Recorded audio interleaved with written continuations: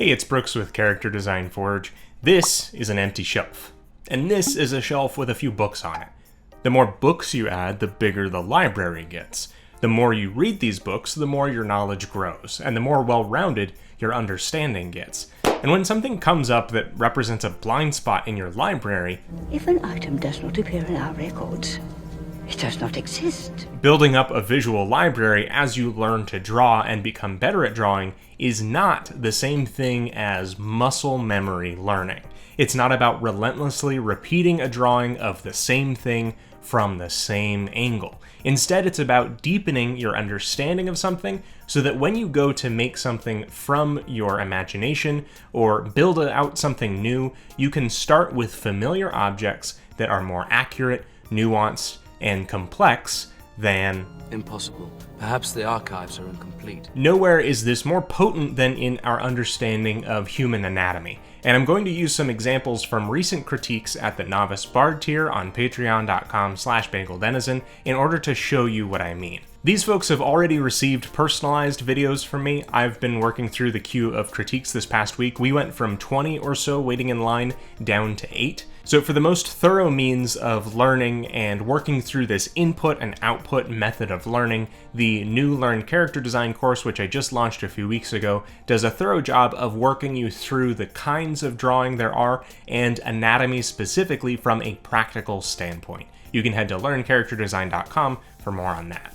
One of the things that happens specifically with character design and drawing in general and learning to draw is you take a statement like, "Can you draw a cat?" and give that to most people. And most people actually will give you sort of their best try. And their version of a cat is going to look something like this, right? Not only is it somewhat limited, granted all of those things, but what this drawing is a reduction of the idea of a cat into a group of symbols. And character design is largely about symbology, right? Trying to reduce something down into what we're able to recognize. However, in order to be able to draw characters more adeptly, we have to be able to move past this point.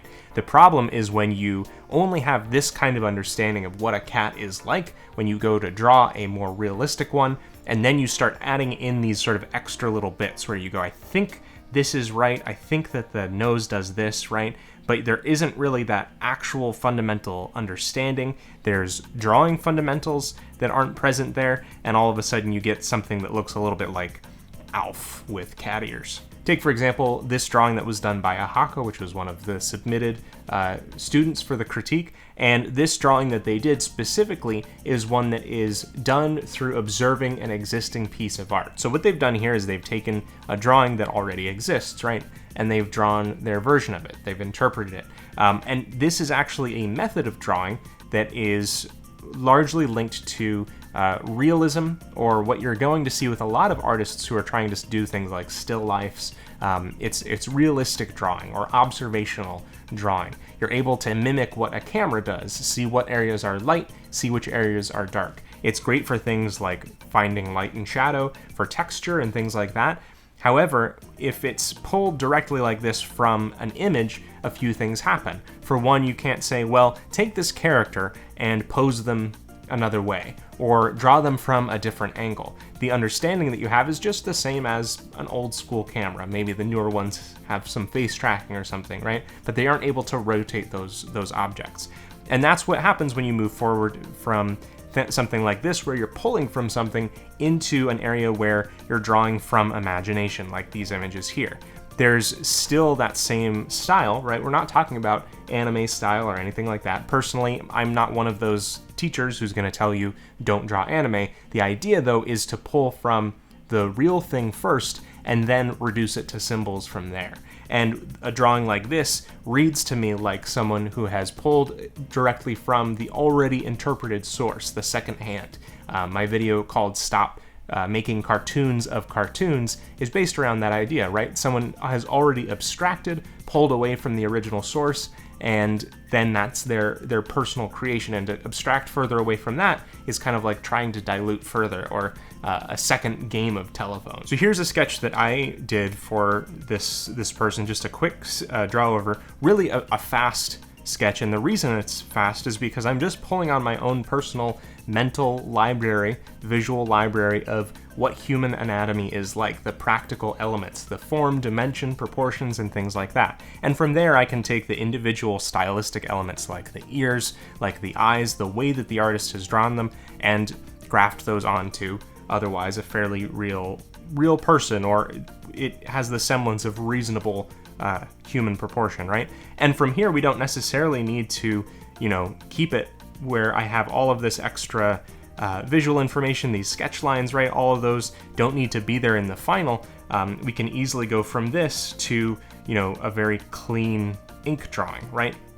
Where you're just finding those outer lines and edges. But for you, the artist, knowing that stuff is there, that those forms are there for your shading or anything, it carries a lot of weight. And that's something that I think a lot of people aren't doing enough of, is they're worried about what the final image looks like and how to get there, but they aren't really thinking about how to build up their own personal skills on the back end. Here with some of Famous Kingdom's work, someone who's on the newer side of things, there's a lot of interpretation of what human anatomy might look like, but it's not necessarily pulling from any specific reference images. It's taking on the shape of things, right? Versus what I was able to do through basically the systematic method that I've developed through doing a lot of life drawing and figuring out where those arcs and curves and general proportions are with a person. I can then go over top of this, and this is not a brag, it's just sort of a means of finding the process, right? And find a little bit more reasonably what that human look is. And it's difficult because we know so well what other humans look like. We know when something is a little bit off, right? And so that's why once you, build that knowledge, you can use that to then go away from it. You can stylize, you can exaggerate, you can change proportions from there. And probably all of the lines that I made here would not end up in the final image if we sort of grafted the initial features and things from his characters back onto this, right? But the underlying structure is there, and it's something really important. Here's a quick side note on the texture that you can sort of see with his character here. There's a lot of like this muscle and sinew and things like that. Maybe it's all exposed.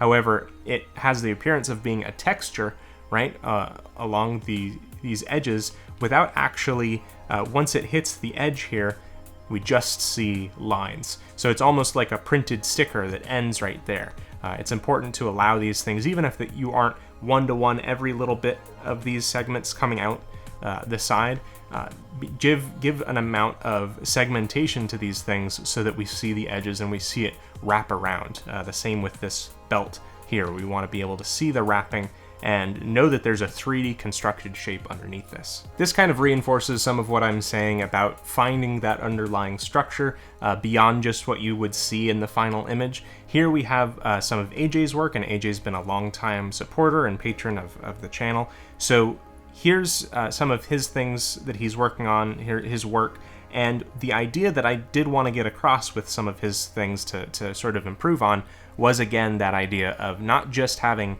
sort of flat shapes that are being used in order to build out things like the face, but to find that underlying structure. This is not really about style, right? This is about being able to see, here are the more complex lines that you would find in the face, right? There's the dimension and constructed form of the face. We have lines that indicate sort of the edge of the face, finding the skull within the character. And from there, you're able to build things like the nose into a constructed shape instead of just a line down the middle of the face. When we see that, when it's just a line, we lose that illusion of depth or something being on the face. Instead, it just looks like a squiggly pencil line that was drawn onto the face. And that also allows you to push the eyes back into sockets, take the nose and put that in front of it. In a 3/4 view or things like that, we would occlude a view of the eye from the side. Same along the lines with this character here, right? We've taken that nose, we've put it in the middle of the face, and then built it forward. You also have, with the head, the idea of the jaw coming forward, right? Here's a little bit of a breakdown that I did of thinking about gesture, construction, bringing those things together. First, you have this very swoopy gesture line, the general curvature of the body, but without it if you were drawing only with this, you might lose some consistency with things like the form. Here we have the constructed, cylinders and makeup, the dimension of the arm. But if you only used something like this, then you'd probably have very robotic or stiff looking objects. And with the human body, there's more curvature and things. We aren't just robots, right? We're made of flesh and moving gooey bits, right?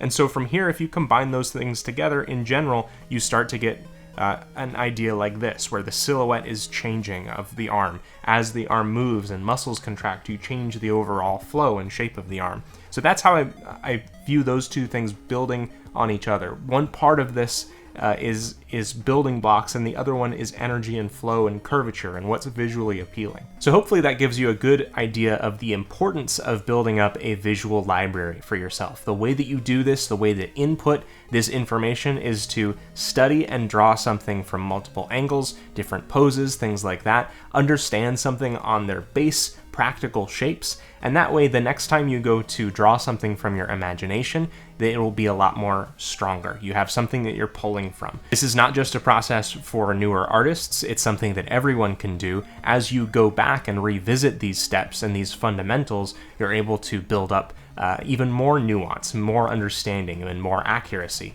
And that way, you get artists who are at the top of their game, who are able to wield things that are both realistic and completely exaggerated, and be able to find the mix between those things because their own back-end knowledge is so strong. Once again, you can check out the Learn Character Design course at learncharacterdesign.com. The course is available in its whole parts, or you can take each of the 6 modules individually over on Gumroad. Also, you can keep the forge burning over on patreon.com/bageldenizen. We've got a new Biko's backpack for July that you can see on screen here.